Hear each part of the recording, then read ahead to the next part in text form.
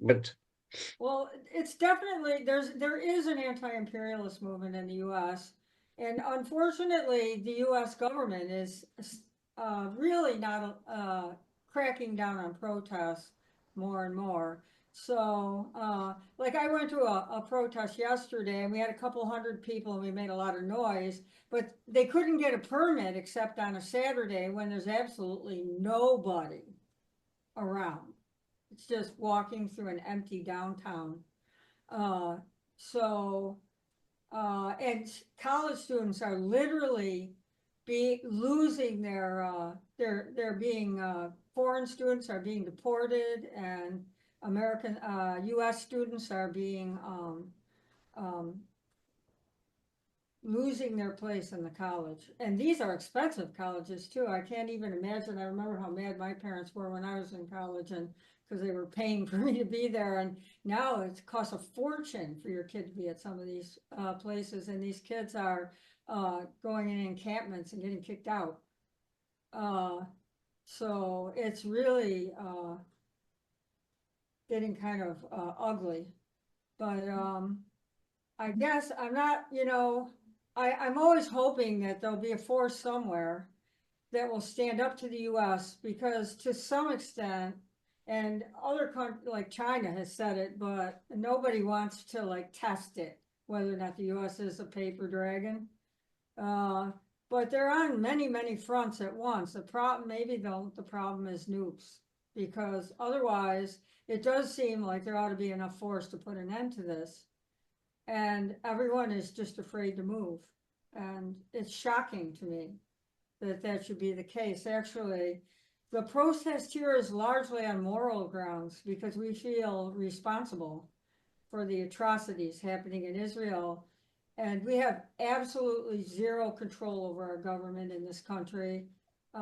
People can talk about whether or not Russia has a democracy or whether or not China has a democracy or whether or not Iran has a democracy. But at least having been in Iran, I could tell you their democracy is more alive than ours.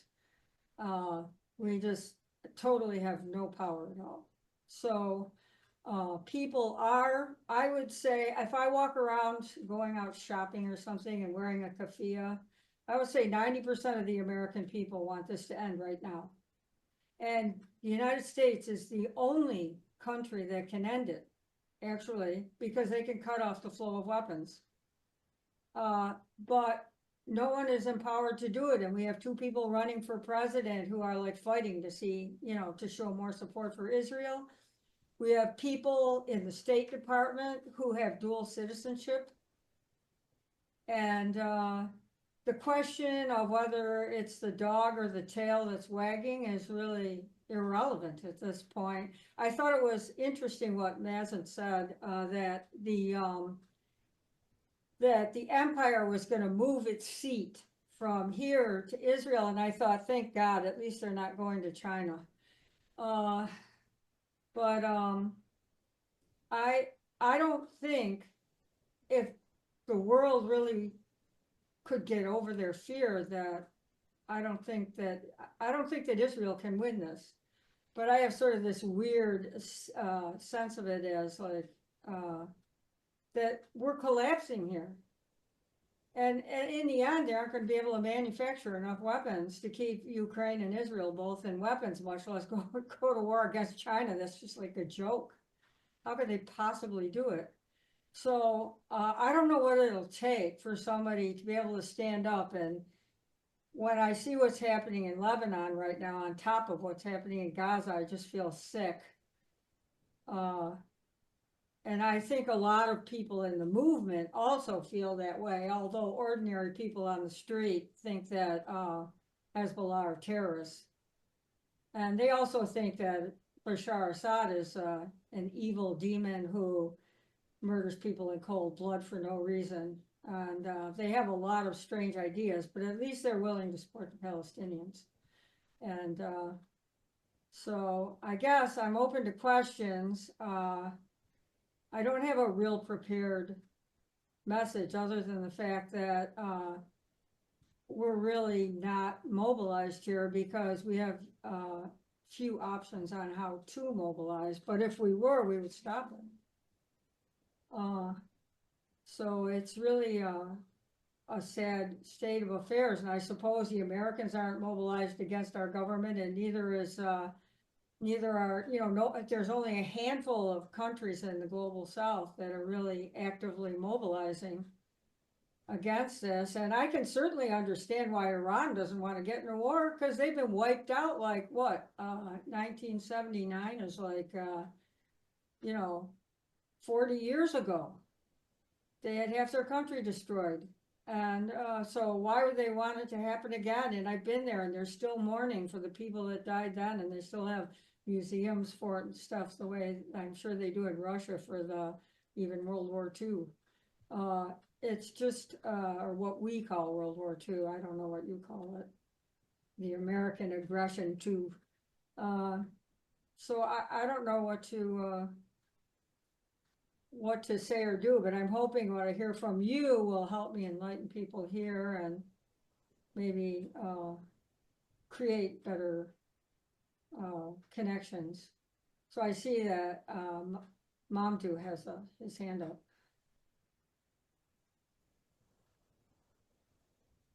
So yes, Yes, please, Mamdouh, go on. I just want to draw your attention to something we have been discussing very strong within the party during the last weeks. mm-hmm. It's about the solidarity movement with the Palestinians worldwide.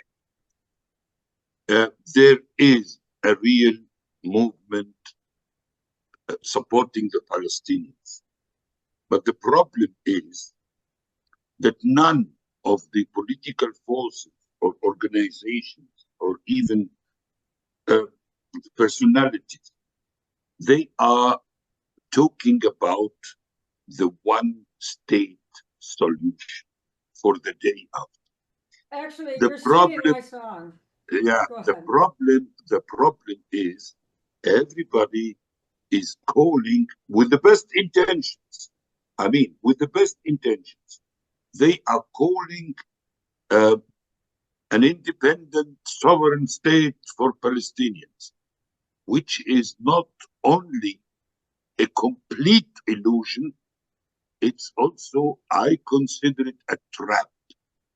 It is a trap to pull the movement now into a long, endless tunnel of negotiations, which it was always the trap to do that, yes, Mamdouh. yes, And yes, the thing is, so we have, I know I've been circulating a petition. There's like 3 or 4 different groups that are supporting a one-state solution, and they have different variations of it.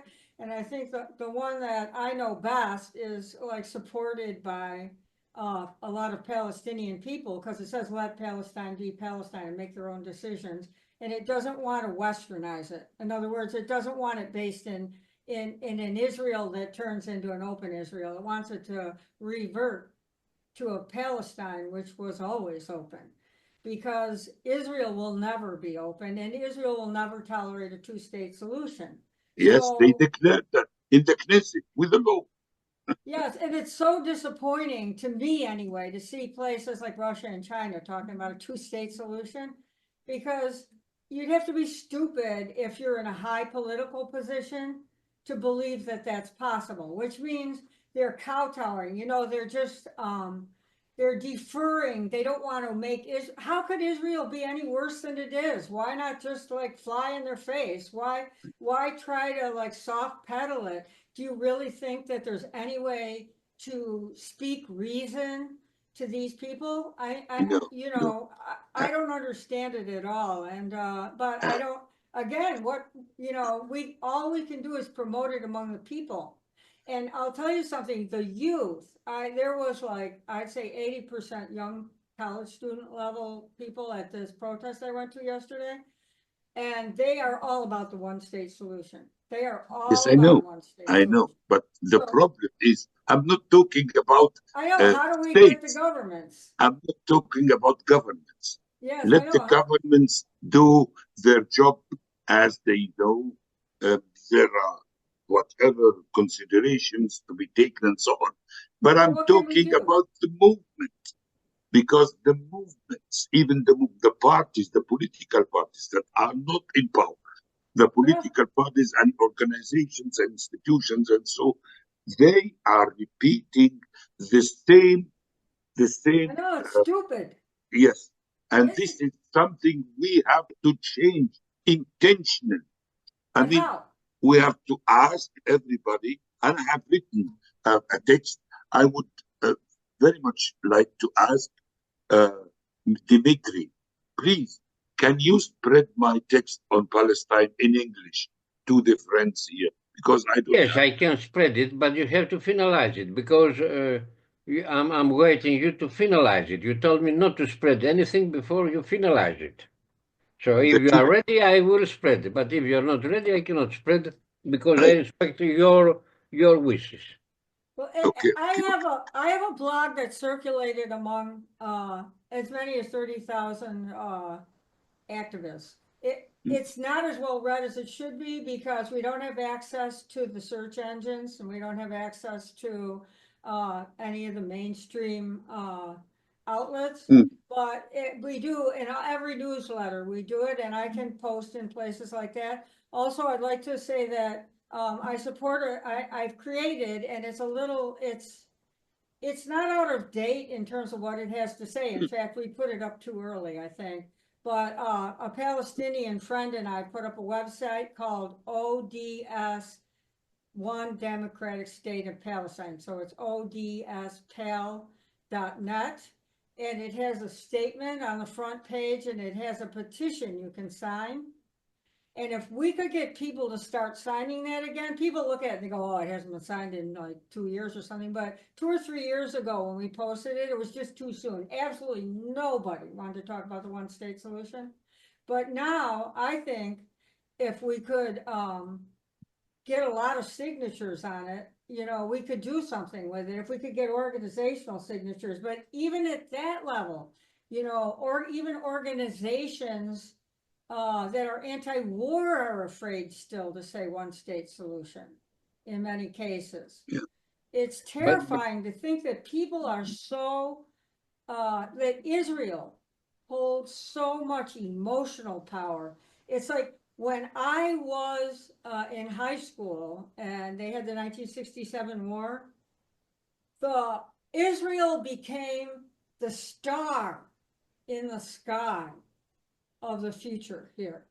It became the you know, and they had the best known actors and everything in a movie called Exodus that just demeaned Arabs and made Israel again.